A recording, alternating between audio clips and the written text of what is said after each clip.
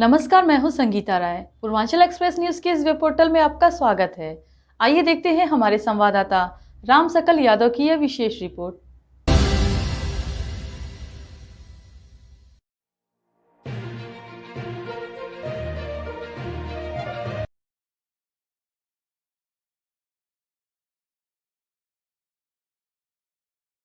आजमगढ़ जिले में अपराध की घटनाओं को अंजाम देने वाले पेशेवर अपराधियों की सूची तैयार की जाएगी।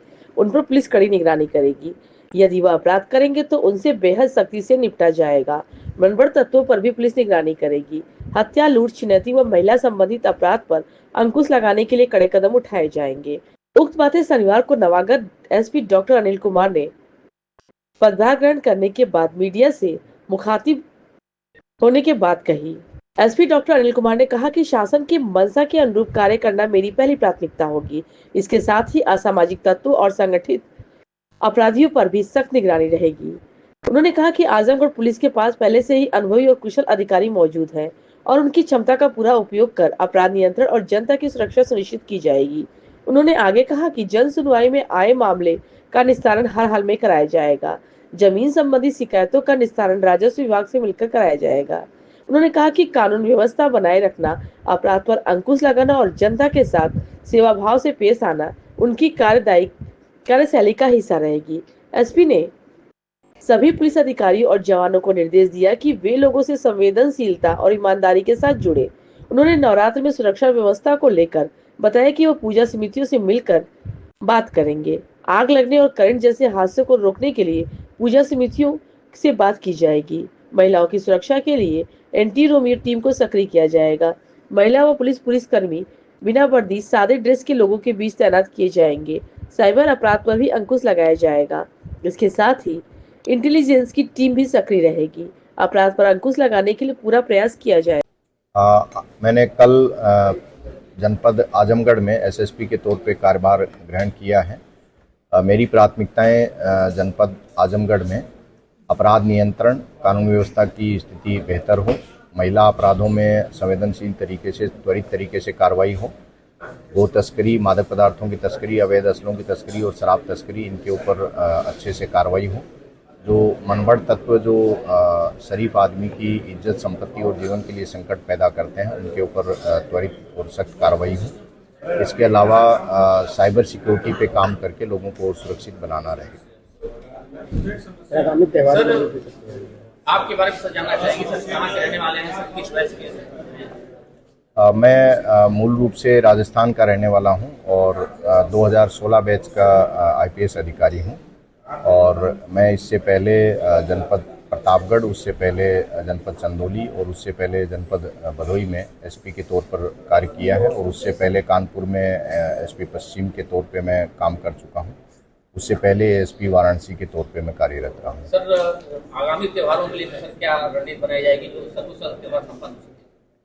आगामी त्योहारों को सकुशल संपन्न कराने के लिए पुलिस जो पर्सनल हैं उनको ब्रीफ करके और उनका प्रॉपर डिप्लॉयमेंट सुनिश्चित किया जाएगा। इसके अलावा जो हमारी इंटेलिजेंस यूनिट्स हैं, सादे में जो पुलिसकर्मी हैं, उनके द्वारा सूचनाओं को संकलित करके आयोजकों के साथ मीटिंग करके, बातचीत करके, संवाद करके और उनको जो सेफ्टी संबंधी जो नॉर्म्स हैं उनसे अवगत करा के, उनका अनुपालन करा के ये सुनिश्चित किया जाएगा कि ये त्यौहार शांतिपूर्ण तरीके से, सौहार्दपूर्ण तरीके से, परंपरागत तरीके से संपन्न हो और पूरा सेफ और सिक्योर तरीके से संपन्न हो, ये सुनिश्चित कराया जाएगा। सर जैसे कोई घटना घटती है तो पहले कोई पुलिस जाता है थाने पे अक्सर शिकायतें मिलती हैं कि वहाँ सुनवाई नहीं होती, तो वो आपके पास आता है। तो थानों पर किस तरह से सुनवाई हो और किस तरह से आप अपने मामलात को देख देते हैं?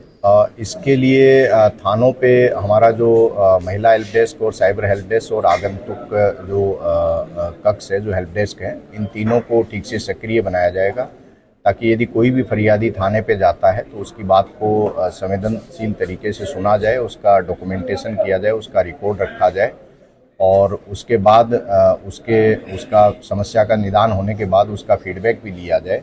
ये जनसुनवाई की हमारी प्रणाली रहेगी। जिन थानों से शिकायतें इस तरह की ज़्यादा आएंगी उन थानों पे फिर कार्रवाई की जाएगी। सर पंचायत चुनाव के लिए सर क्या रहेगा? जैसे अभी 26 में है लेकिन उसको लेके काफ़ी टाइम पड़ जाता है, प्रधान से लेके ब्लॉक तक के हमले रहते हैं। और देखिए पंचायतें हमारे लोकतंत्र में ग्रास रूट लेवल पे लोकतंत्र का मजबूत आधार हैं। ये चुनाव शांतिपूर्ण तरीके से और फ्री और फेयर तरीके से संपन्न हो, इसके लिए हम लोगों ने अभी से तैयारियां शुरू कर दी हैं। जो पुराने विवाद हैं, जो शरारती तत्व हैं या जो पोटेंशियल कैंडिडेट्स हैं, उनके चाल चलन और उनकी जो गतिविधियां हैं उनके बारे में जानकारी जुटाई जा रही है।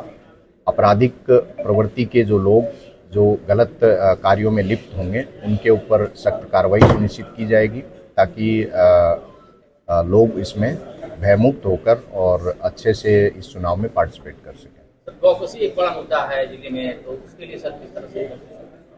गोकशी में जो पेशेवर और अभ्यस्त अपराधी हैं उनके ऊपर कार्रवाई की जाएगी, और जो उनकी गैंग में नए सदस्य शामिल होकर जो काम कर रहे हैं उनका भी इंटेलिजेंस से सूचना संकलित करके उनके ऊपर कार्रवाई की जाएगी।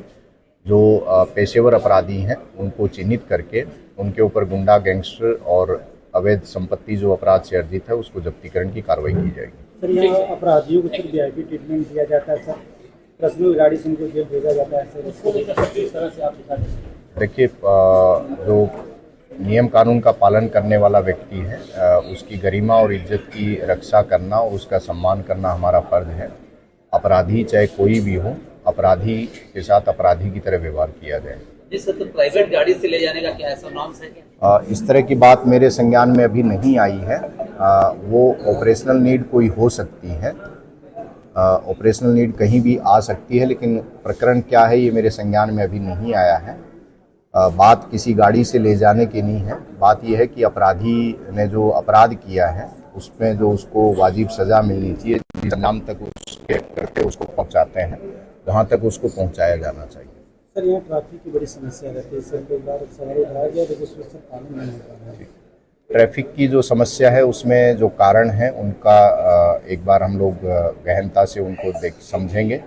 उसके बाद जितने भी संबंधित विभाग हैं डीएम महोदय से बात करके और जितने संबंधित विभाग और पुलिस सब लोग मिल के एक प्लान बना के और उन कारणों का निवारण करके ट्रैफिक की समस्या को बेहतर करने का प्रयास किया जाए। क्राइम होते हैं सारे राजस्व विभाग के होते हैं, जमीनी उसमें पुलिस दखलंदाजी करती है, मारपीट होता है, थाने जाते हैं, इसके लिए क्या करें? देखिए, ऐसा नहीं है कि सारे अपराध राजस्व से संबंधित नहीं होते हैं। हाँ, जमीन संबंधी विवाद जो है वो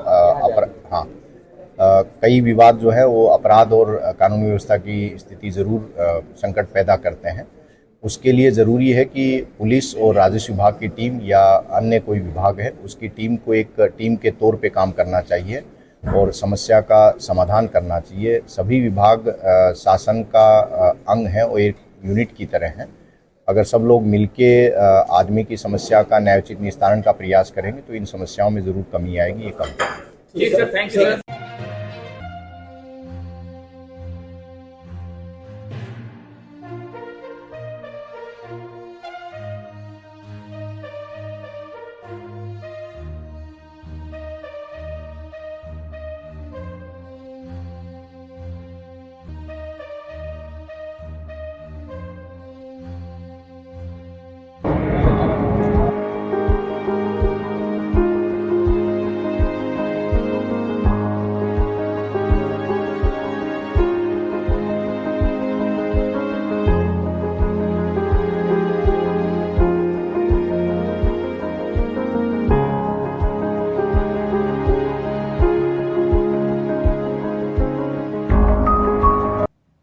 अगर आपको हमारी खबर पसंद आई हो तो हमारे चैनल को लाइक, सब्सक्राइब और शेयर जरूर करिए।